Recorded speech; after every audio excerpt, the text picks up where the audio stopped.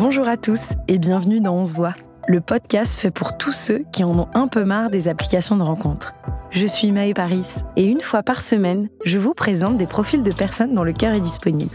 Si la voix de la personne que je reçois aujourd'hui vous séduit, rendez-vous à la fin de l'épisode. Aujourd'hui, je reçois Elena sans H. Comment tu vas ? Ça va très bien et toi ? Très bien, merci. Je suis très contente de t'avoir. Pareil. Je suis très contente d'être ici. Et je suis d'autant plus contente quand je te vois parce que tu m'as facilité la tâche pour ce que je m'apprête à faire, c'est-à-dire te décrire physiquement. Oui. Parce que tu as plein d'accessoires, plein de petites choses que je vais pouvoir parler. J'ai un peu tout sorti aujourd'hui. Et ben c'est trop bien, ça me fait parler, c'est très bien. Ça permet aux gens qui nous écoutent de se faire une petite image mentale. Donc je peux vous dire qu'Elena est brune avec un carré, les cheveux un petit peu ondulés. Elle a les yeux bleus. Tu portes une chemise blanche avec un cardigan rouge et une cravate jaune à motif. Bon, dit comme ça paraît chelou. Ça paraît chelou, mais le rendu, je vous rassure, est franchement pas mal et assez mode. J'ai vu aussi, remontre-moi tes mains. Ouais. T'as une manucure irisée. Alors, c'est basé sur le pelage de mon chat. Oh, waouh! Voilà. Ok, c'est genre, t'as montré une photo. J'ai dit à la nail artist, je veux la même chose que le pelage de mon chat parce qu'elle est trop belle et voilà. Et je veux la même chose et ça m'a amusée. Bravo, bien réussi. Tu veux dire le nom de ta nail artist parce que là, c'est une bonne elle s'appelle Clap Clap Nails. Et elle est basée à Argenteuil, mais elle vient de temps en temps à Paris, à la Rotonde, tout ça. D'accord, très bien. Bah, merci des bons plans. Et voilà pour la description. Et au-delà des accessoires, tu es plutôt souriante. Voilà, tu as une peau assez lumineuse. Merci. Tous les soins que je fais payent. C'est pas vrai en plus, pas tant que ça. Voilà pour la description physique. Est-ce que parfois on dit que tu ressembles à quelqu'un connu ? Ouais, alors j'ai réfléchi à ça et en fait c'est vrai que depuis que j'ai dépassé la trentaine, on me dit que je ressemble à Sophie Marceau, ce qui est un super compliment. Dans la boum. Ouais. Oui. Mais tu fais plus jeune que là, tu vois, je t'aurais donné en dessous de la trentaine. Et tout le monde me donne franchement cet été, plein de gens me donnaient 25 ans. Okay. Et je me disais mais non. Mais en général, on me donne au moins 4 ans de moins. Ok. Donc, très bien, c'est mieux dans ce sens-là que dans l'autre. Moi je l'ai mal vécu pendant longtemps, mais aujourd'hui je le vis très bien et je pense que je vais le vivre de mieux en mieux. Très bien. Elena, quel souvenir de ton enfance tu aimes bien te remémorer ? La possibilité de réponse à cette question est très vaste. Tu considères que tu as eu une enfance heureuse ? Ouais, je pense que j'ai eu une enfance heureuse parce que des parents qui m'ont laissé être qui j'avais envie d'être, que j'ai eu des frères qui m'ont un petit peu martyrisée comme des grands frères, mais avec qui aujourd'hui je m'entends hyper bien. Je dirais que j'ai plus, vu qu'on est à la période de Noël, on est début décembre, j'ai un peu envie de me souvenir des moments que je passais en famille à Noël, qui sont toujours super importants. Tout ce truc de décoration du sapin. Moi, c'était un peu mon... Voilà, c'est ça. Ok, c'est bon, je m'en souviens. Ça, c'est le truc, c'est qu'en fait, j'ai reconnecté à ça dimanche, parce que c'était le 1er décembre, et j'avais envie de faire une surprise à mes parents, de décorer la pièce principale, donc le grand salon, salle à manger, avec plein de décos de Noël, et donc de changer toutes les décos et mettre que des trucs de Noël. Et en fait, ça m'a rappelé que quand j'étais petite, j'adorais m'occuper du sapin, et que du coup, j'avais une capacité à gentiment manipuler ma mère pour acheter plein de déco, pour que chaque année on ait une thématique différente. Et que j'étais un peu celle qui faisait le sapin à chaque fois et qui faisait un trop beau sapin avec plein de trucs, un gros truc. Et c'est vraiment quelque chose que j'aimais bien et que j'ai perdu pendant longtemps parce que j'étais un peu dans le rejet de Noël et du sapin et tout ça, mais que j'étais trop contente de faire quand j'étais petite, quoi. C'était vraiment mon moment d'expression artistique en dehors de plein d'autres moments. Mais celui-ci, c'était vraiment, c'est le sapin d'Elena et il est là pendant un mois et tout le monde kiffe et tout le monde dit bravo Elena et tout ça. C'était ton mois pour briller dans la maison. C'est ça. Et puis j'aime bien, je l'assume complètement. J'ai un côté de moi qui aime beaucoup briller de temps en temps. Très bien, comme tes ongles. Voilà. Et maintenant que tu es grande, donc tu continues de briller, bien sûr. Et qu'est-ce que tu as fait ce week-end ? À part dimanche. Alors, j'ai une vie extrêmement paisible, voire de l'ordre de l'ermite depuis à peu près 2 mois. Ok. Parce que je suis retournée vivre chez mes parents après une année très compliquée. Et du coup, qu'est-ce que j'ai fait ? J'ai regardé la Starac samedi soir. Très important dans mon emploi du temps. Moment détente. Moment détente. Je sais pas, il y a un truc un peu de presque de Madeleine de Proust quand tu regardes la Starac. Moi, j'ai grandi avec ça et donc là, tu retrouves ça et c'est trop cool. Et puis en plus, aujourd'hui, ça a évolué avec un point de vue beaucoup plus progressiste, on va dire. Donc c'est intéressant. Moderne. Ouais, c'est ça. Même si il y avait encore Lara Flavian. Lara Flavian, ouais. Il y a des choses qui ne bougent jamais dans la Starac. Il y a des gens qui reviennent éternellement. Qu'est-ce que j'ai fait ? Je pense que j'ai bossé aussi. Je pense que... Ah non, j'ai pas beaucoup bossé. J'ai fait la sieste de ouf. J'étais crevée ce week-end. J'étais extrêmêmement fatiguée. J'étais malade la semaine dernière, donc j'étais extrêmement fatiguée ce week-end. Donc je suis allée balader mon chien, enfin le chien de mes parents. Et j'ai profité samedi, il faisait super beau. Et je me suis reposée. J'ai grave fait la sieste, j'ai grave dormi. J'ai bien mangé. Tu siestes facilement en général ? De ouf. Ouais, c'est une faculté que tout le monde n'a pas. Hein. Moi, c'est genre... je suis une marmotte, quoi. Tu t'endors facilement, même genre dans les transports, dans le train et tout, tu dors ? Ouais. Ça, c'est cool. Et dans la voiture, mais alors laisse tomber. C'est genre... ça me berce. Il vaut mieux que je conduise, sinon je dors tout le trajet, quoi. Très bien.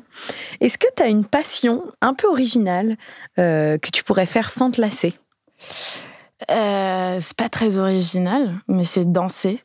Ouais. Danser, je fais ça depuis toute petite. J'ai fait 13 ans de danse classique, j'ai fait du contemporain, j'ai fait plein de danses différentes. Là, aujourd'hui, je fais du swing. Ouais. C'est juste que en ce moment, j'en fais plus parce que je suis blessée. Mais dès que je peux danser, je danse, quoi. J'ai un doute sur le swing, parce que j'ai en tête la chanson Let's Twist Again, mais j'imagine que le twist et le swing, ça n'a rien à voir. C'est pas pareil, c'est pas... Le swing, par exemple, ça va être des artistes comme Ella Fitzgerald, Count Basie, Duke Ellington. C'est assez large parce qu'en fait, ça s'étend sur plusieurs décennies, des années 20 jusqu'aux années 50 à peu près, même 60. Et donc, du coup, tu as différents styles de swing qui sont très parlants par rapport à les époques. Les années 20, ça va être très Joséphine Baker et tout ça, tu vois.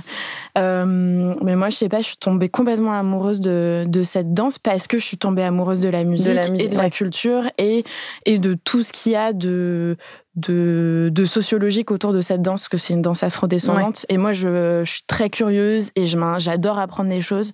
Et en fait, j'ai énormément appris sur la culture swing en pratiquant, en étant en contact de plein de gens, en allant à des festivals, des conférences et tout ça.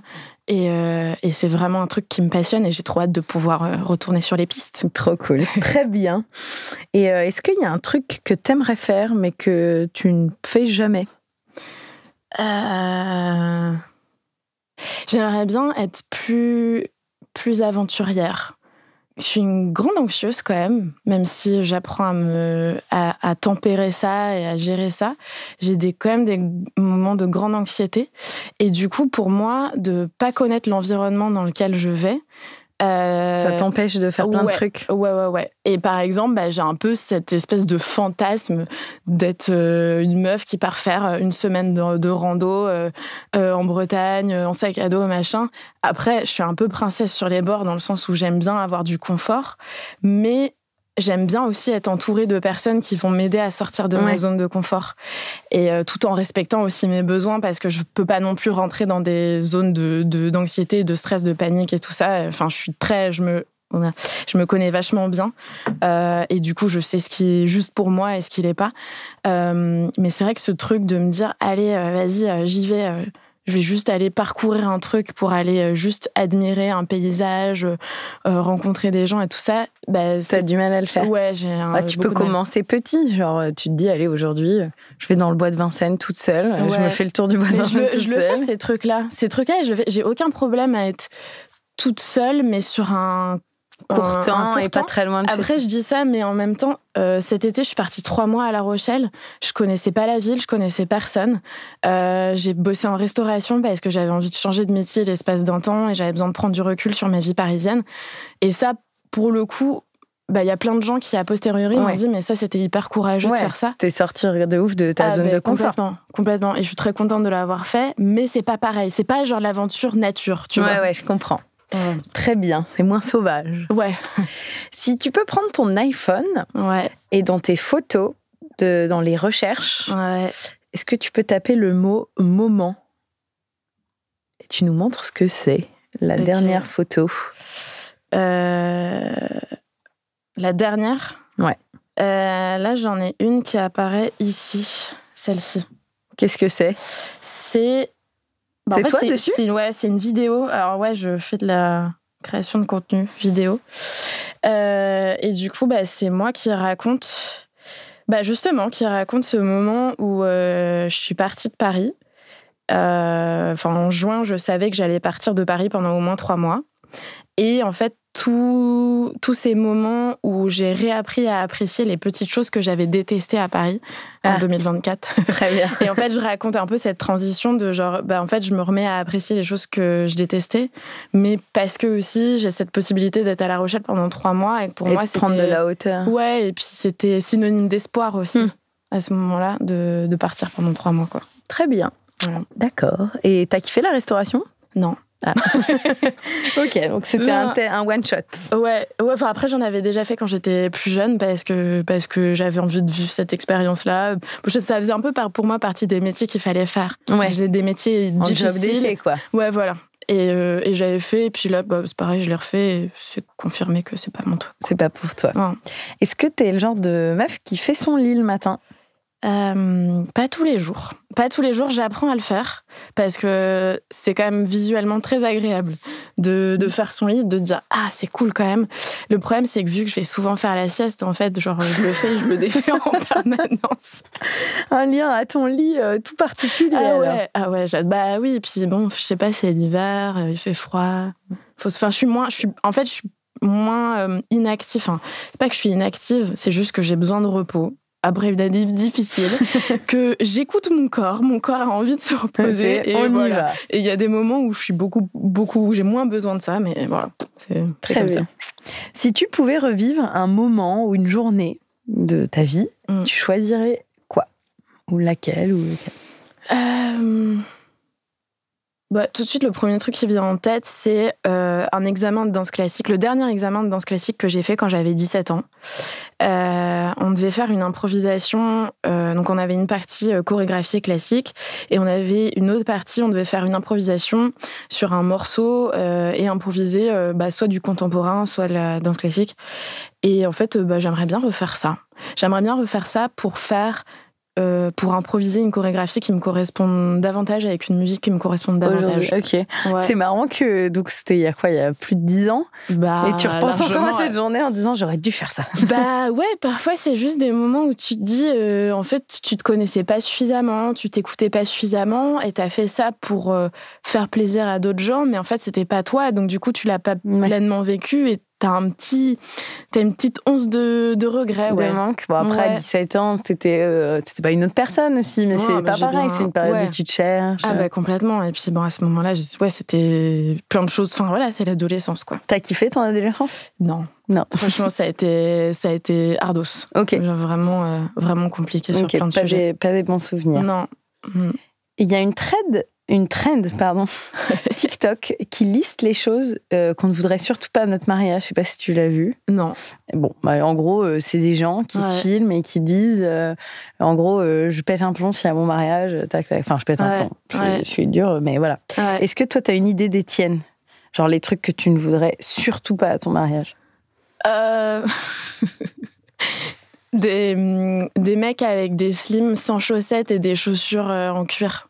D'accord. Genre des gens qui portent des chaussures fermées sans chaussettes. Vraiment, c'est un truc que je comprends pas.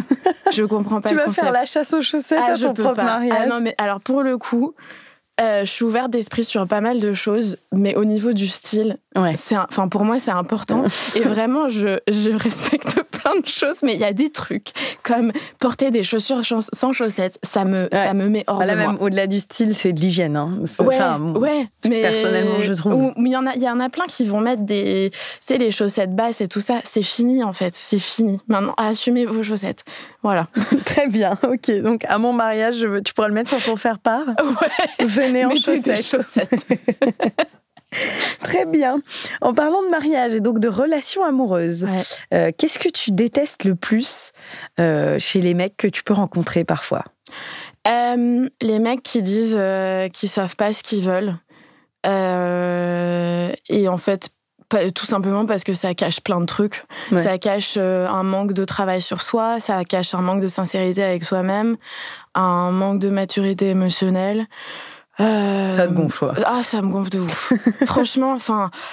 Je sais pas, à chaque fois, je me dis, mais en fait, déjà, moi, je suis entourée de copines qui ont mon âge ou un peu moins ou un peu plus, et on a toutes fait du travail thérapeutique sur nous-mêmes, et on est tout le temps confrontés à des mecs qui font pas ce taf-là, ouais. Ou qui s'y prennent seulement maintenant, sauf qu'ils ont 10 ans de retard. Et franchement, en fait, c'est fatigant, et j'ai pas envie de devoir expliquer la vie et expliquer ce que c'est que le respect et l'irrespect en permanence. Ouais. Ah ouais, il y a plein de trucs qui me saoulent, quoi. Et ouais, donc ouais, quelqu'un qui est en mode je sais pas ce que je veux, en fait. Enfin, assume. Si t'as juste envie d'un plan cul, voilà. Et si tu veux autre chose, assume-le aussi. Après, je dis ça, mais moi aussi, ça m'est arrivé d'être dans des phases ouais. où j'étais en mode je sais pas, parce que en fait, j'avais pas envie de j'avais de te fermer des portes de rencontre. De me fermer des portes de rencontre, exactement. Mais parce que quand t'es une meuf et que tu dis que tu veux t'engager, en fait, il n'y a plus personne, quoi. Mais je pense que à posteriori, je me dis que c'est aussi parce que émotionnellement, j'étais pas disponible. Ouais. Et donc, j'étais pas disposée à m'engager dans une relation. Et ça, tu l'as identifié. Et du coup, et tu disais, j'en parlais avec mes copines. Est-ce que t'as des potes mecs ? De moins en moins. Ah. Ouais. De moins en moins. Ouais, j'en ai. Mais c'est difficile. Souvent, je trouve qu'ils sont très peu présents dans les moments difficiles. Et puis, beaucoup de mes potes mecs sont installés dans la vie, en fait. Ouais. Il y en a pas mal qui sont mariés, il y en a quelques-uns qui ont des enfants ou qui sont partis de Paris. J'ai quand même un foyer, j'ai une bande de potes. Enfin, j'ai plusieurs petits groupes de potes ou potes un peu par-ci par-là, mais j'ai vraiment une bande de potes qui est ma bande de potes de lycée, et on se voit à peu près 2 fois par an, et la majorité sont des mecs, et je les kiffe trop et tout ça, mais je pense que si on était amis aujourd'hui, je sais pas si justement... Si tu les rencontres, oui. Ouais, si on se rencontrait aujourd'hui, je sais pas si on serait encore amis, même si je les adore et tout ça. Et aujourd'hui, non, c'est juste que j'essaye d'être pote avec des mecs, et c'est... Pareil, c'est un peu compliqué, donc j'en ai de moins en moins, et voilà. Et tu t'en portes pas si mal. Je m'en porte pas si mal parce que ça m'évite d'être déçue.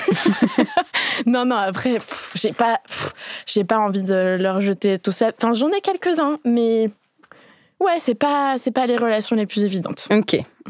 Et c'est quoi la chanson d'amour qui te parle le plus ? Moi, mon chanteur préféré, c'est Paolo Nutini. Très peu connu au bataillon. Ouais. Tout le monde dit Last Request, mais cette chanson, elle est sortie il y a fort longtemps. Il a sorti un album il y a 2 ans, et je suis allée le voir 5 fois en concert. Je suis même allée le voir, j'ai un de mes frères qui habite à San Francisco, et j'ai calé un voyage à San Francisco en fonction des dates de concert. Ok, de Paolo une vraie Nutini. fan. Donc c'est vraiment, voilà. Si tu dois me recommander une musique de lui... justement, lui, il écrit des très très belles chansons d'amour. Et il y en a une qui s'appelle Coming Up Easy, qui est à la fois joyeuse, à la fois pleine d'espoir, et elle a cette phrase à la fin qui dit It was in love I was created, and love is how I hope I die. Et je trouve ça hyper beau. Ok. Et voilà. Toi, t'y crois à cet amour jusqu'à la mort? Ah ouais, de ouf. Moi, je suis genre une grande romantique. Ok. Je crois que c'est possible de l'être. Parfois, je me suis dit, je suis née à la mauvaise époque. Et en fait, je pense au féminisme et je me dis, non. C'est bien. Ouais. Moi, j'y crois. Je pense que... Et puis, en plus, je connais mes capacités à aimer. Je sais que j'aime très fort. J'aime très grand. Et j'aimerais juste rencontrer quelqu'un qui a les capacités à la fois d'apprécier cet amour-là, mais aussi de me le rendre. Très bien. Voilà. C'est beau, ça. J'aime très fort, j'aime très grand. Oui. Très bien. Et en parlant de grand, pas grand, on n'a pas parlé. Est-ce qu'il y a un petit truc physique, même si c'est pas le but de ce podcast, qui te fait particulièrement craquer chez les mecs? Parce qu'on les a critiqués, mais tu es attirée par les mecs? Oui. Ok. Oui. Je suis misandre, mais hétéro. Très bien. Petit truc physique, il y en a plusieurs. Je pense que j'aime bien les cheveux longs. Ok. Ouais. Cheveux longs, en tout cas pas les cheveux rasés. Cheveux longs, les yeux clairs. Je suis grande fan des yeux clairs. Voilà. Comme toi. Oui, mais vert, c'est OK aussi. D'accord, très bien. Cheveux longs aux yeux clairs. Ouais. Est-ce que tu veux, on en a déjà balayé quelques-uns, mais est-ce que tu as d'autres red flags ou green flags à ajouter ? J'ai plus envie de parler des green flags. Je pense que green flag, je me suis dit, en fait, c'est un truc... moi, je sais comment je suis quand je suis en couple avec quelqu'un. Je vais être vachement soutenante dans le sens où peu importe ce que la personne fait, je vais toujours l'encourager à faire ce que la personne aime, à développer son individualité, à continuer à avoir ses potes et tout ça. Pour moi, c'est super important d'avoir une richesse en tant que personne, en tant que personne en dehors du couple. Et du coup, j'en attends de même de la personne qui est avec moi. C'est-à-dire que pour moi, un green flag, c'est une personne qui, peu importe... la personne aura le droit de me dire quand je fais n'importe quoi. Ouais. Mais peu importe l'activité professionnelle dans laquelle je me lance ou l'activité ou la passion que j'ai, etc., elle sera toujours là à m'encourager. Aussi parce que j'ai vécu... que des relations qui étaient dans une espèce de déni, voire de moquerie de mon activité professionnelle. Et en fait, je me suis dit, c'est pas OK de faire ça. Ouais. Et du coup, je pense que ce serait vachement bien. Quelqu'un qui... franchement soutenu mais pour en fait, ce que tu as envie de faire. Comme mes potes font, comme mes amis font, j'ai envie d'avoir la même chose, quoi. OK. Voilà. Très bien. Très clair. Est-ce que tu es prête pour des questions rapides ? Ah oui, je vais essayer. Quelle est la chanson qui te fait danser instantanément ? J'ai pas le titre. Disco Inferno. Thé ou café ? Thé. C'est quoi ton temps d'écran moyen sur ton portable ? Par jour ? Ouais. 5 heures. Tu changes souvent de coupe de cheveux ? Non. Ton cocktail préféré ? Pisco Sour. Tu préfères aller au ciné toute seule ou à plusieurs ? Toute seule. Est-ce que tu chantes sous la douche ? Oui. Le pire truc pour toi, c'est de cuisiner ou de faire le ménage ? Faire le ménage. La dernière fois que tu as pleuré ? Il y a une semaine. La dernière fois que tu as ri aux éclats ? Hier. Soirée jeux de société ou karaoké ? Karaoké. Sport en extérieur ou salle de gym ? Sport en extérieur. Est-ce que tu as déjà fouillé dans le portable de quelqu'un avec qui tu sortais ? Oui, mais à raison. Une meuf célèbre qui t'inspire ? Il y en a 150 000. Là, j'ai envie de dire Juliette Armanet. Très bien. Alors, donc, à raison, c'est-à-dire ? C'est-à-dire que... C'est-à-dire. Et là, je l'ai minimisé, parce que d'habitude, je dis c'est-à-dire. C'est-à-dire qu'en fait, à chaque fois, ça m'est arrivé très, très peu, mais à chaque fois, c'était avec... il y a eu 2 ex en particulier, et à chaque fois, c'est mon intuition. Tu flairais. Ah, mais de ouf. C'était genre comme une voix de sorcière à l'intérieur de toi qui disait... Il y a un truc, il faut que tu regardes. Et à chaque fois, je suis tombée sur quelque chose qui était pas OK. OK. Parce que j'allais dire, parfois, quand on cherche, on trouve toujours un truc qui nous dérange. Mais là, c'était genre évident. C'est tout le truc Facebook, tu vois le message, t'es en mode « Ah bon, voilà ». Oui, d'accord. C'était là. Oui, voilà. Okay. Non. Très bien. Bon, comme quoi, il faut parfois suivre son instinct. Ah, mais il faut tout le temps suivre son intuition, je pense. Très bien. Eh bien, écoute, on arrive à la fin de notre discussion. On a déjà dit pas mal de choses sur le type de personne, le type d'homme qui pourrait t'écrire. Ouais. Est-ce que tu veux compléter quelque chose en termes d'âge, de localisation, ou tu as l'impression que ça y est, que tu n'as pas besoin de donner plus de critères? Alors, j'ai une liste longue comme le bras de critères. Mais c'est parce que tu sais, quand t'apprends à tellement bien te connaître, après tu sais pas, j'en sais rien. J'ai juste envie de me laisser... Te ferme pas trop de portes. Non, faut pas que je me ferme de portes. J'ai envie de me laisser surprendre par la vie. C'est aussi pour ça que je ne suis plus sur les apps de rencontre depuis l'année dernière. Et non, la gentillesse, aimer la musique, trop important. C'est cool. Si la personne sait danser, c'est cool, mais c'est pas obligatoire. Avoir des passions, avoir des trucs à partager, avoir de la curiosité, voilà. Très bien. Je pense que c'est déjà une bonne base. Oh. La gentillesse bonne, c'est un très important. Très bon. Ouais. Le top. Ouais. Au-dessus des yeux clairs et des cheveux longs. Ouais, complètement. Très bien. Eh bien, merci pour cet échange. Merci à toi. Et merci aux personnes qui nous ont écoutés jusqu'au bout.